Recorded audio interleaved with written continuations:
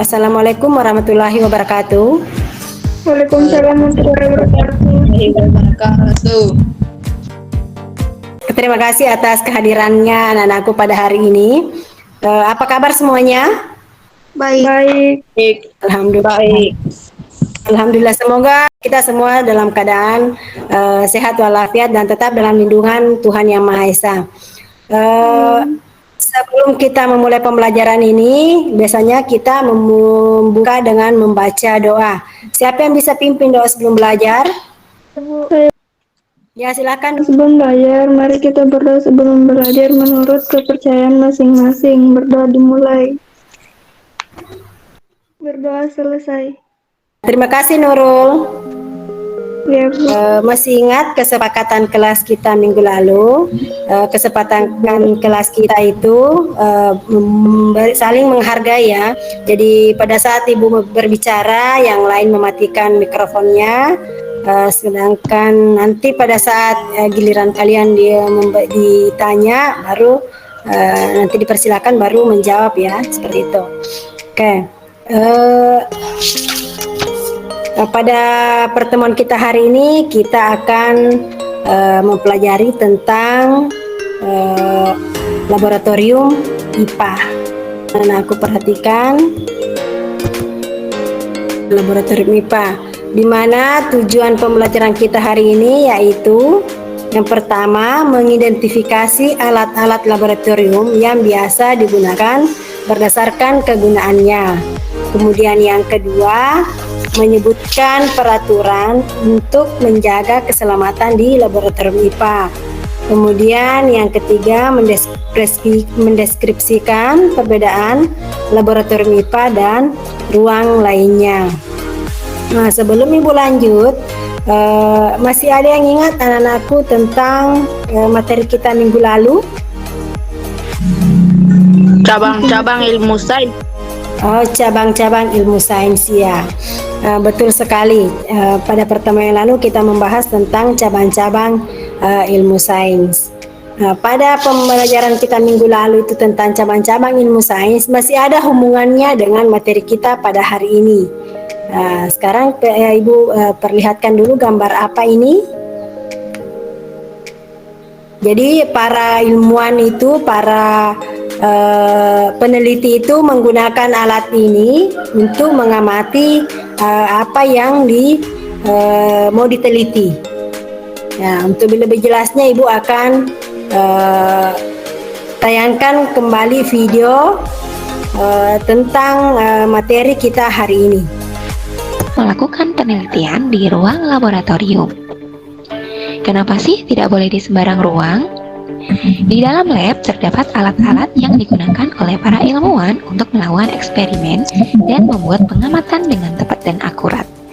Yuk kita mengenal beberapa alat lab yang sering digunakan dalam percobaan di SMP. Iya, silahkan anakku cermati. Beberapa saja ya. Ya, Bu.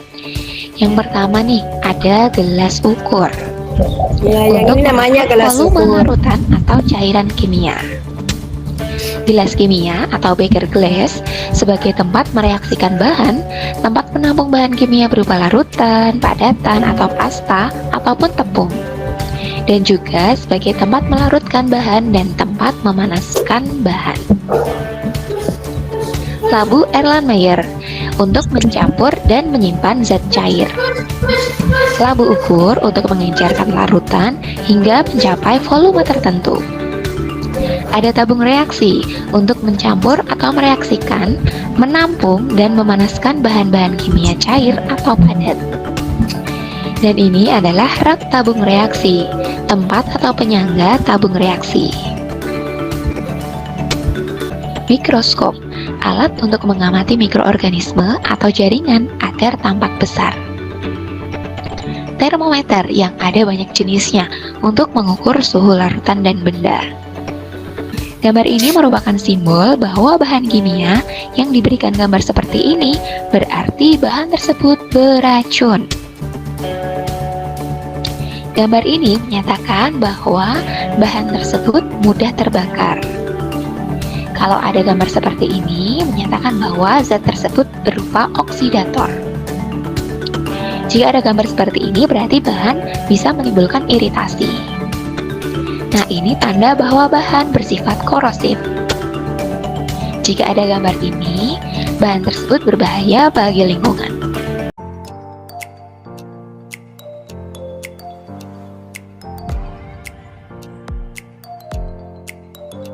Pasti semuanya mau ya mencoba bagaimana belajar di laboratorium. Nah, sekarang Ibu tanya dulu, kira-kira perbedaan antara laboratorium IPA dengan ruangan kelas yang lain, perbedaannya di mana kira-kira? Memiliki banyak alat-alat alat-alat praktikum percobaan. Iya. Kalau di kelas biasanya hanya yang terdapat di kelas itu apa? Papan tulis dan meja dan kursi. Di laboratorium juga sebenarnya ada papan tulis, meja dan kursi. Nah, tetapi ditambah dengan alat-alat praktikum seperti tadi ada gelasimia, kaki 3, pembakar spiritus, dan mikroskop, dan masih banyak lagi lainnya yang belum disebutkan satu persatu tadi di video pembelajaran kita. Nah, tugas anak-anakku itu nanti kalian diminta untuk menggambar alat-alat laboratorium dan menuliskan fungsinya masing-masing. Namun sebelum Ibu memberikan tugas kepada kalian anak-anakku, Ibu akan memberikan dulu teknik stop supaya anak-anakku dalam keadaan rileks, senang mengikuti pembelajaran ini. Bagaimana anakku, siap mengikuti teknik stop ini? Iya, silakan. Silakan anakku dengan perasaan santai, rileks, tangannya diluruskan, kalau bisa kakinya diluruskan. Inhale.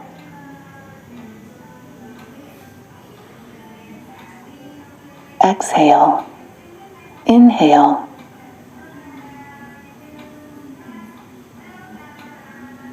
Exhale. Inhale.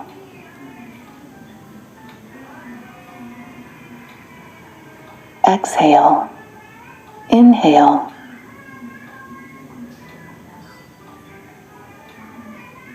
Exhale. Inhale.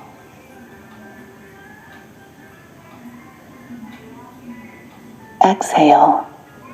Inhale.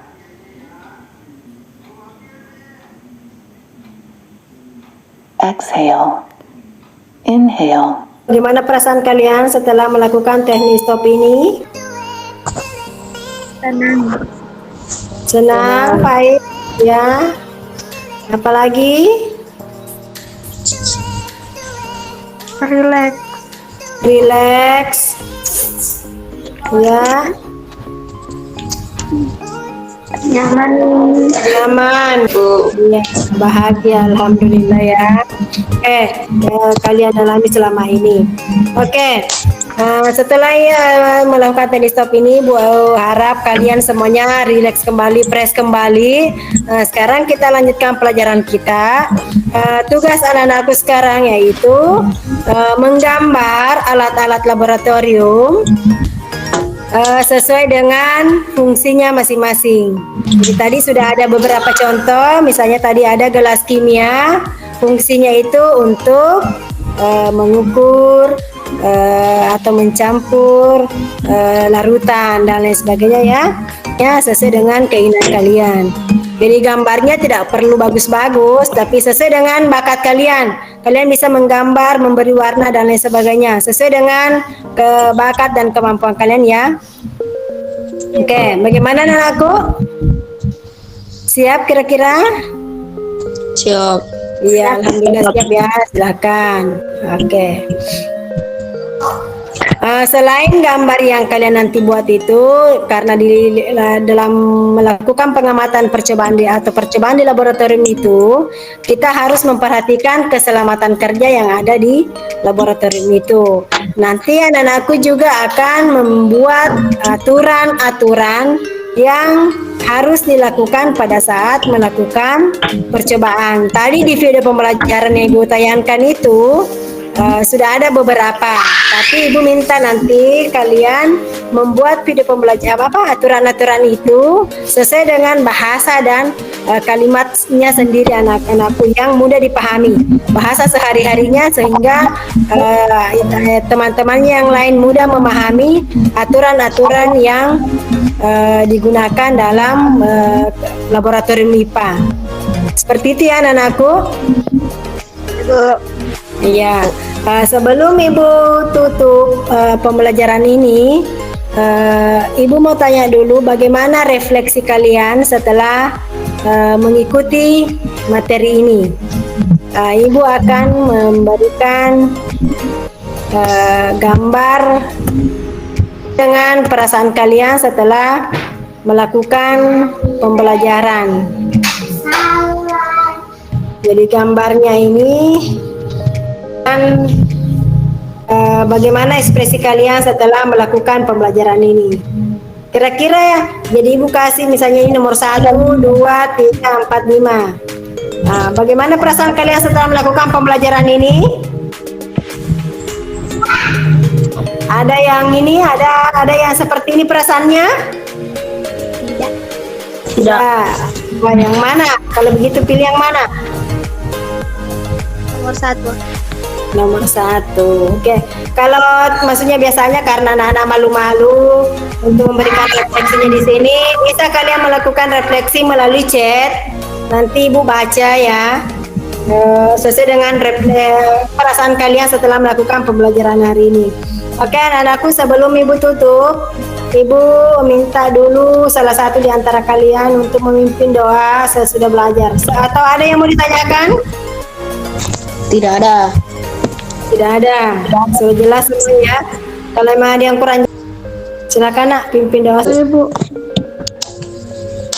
Marilah kita membaca doa sesudah belajar. Doa dimulai. Doa selesai. Ya, terima kasih Faiz. Semoga pembelajaran kita hari ini jangan dulu ya ditutup ya nak. Jadi nanti Ibu persilakan keluar baru keluar ya. Jadi sebelum pembelajaran kita tutup, Ibu merasa berterima kasih kepada kalian semuanya atas partisipasinya hari ini untuk mengikuti pembelajaran. Semoga semua apa yang kita lakukan ini mendapat berkah dari Allah Subhanahu wa taala. Amin ya rabbal alamin. Sekian, assalamualaikum warahmatullahi wabarakatuh. Warahmatullahi wabarakatuh.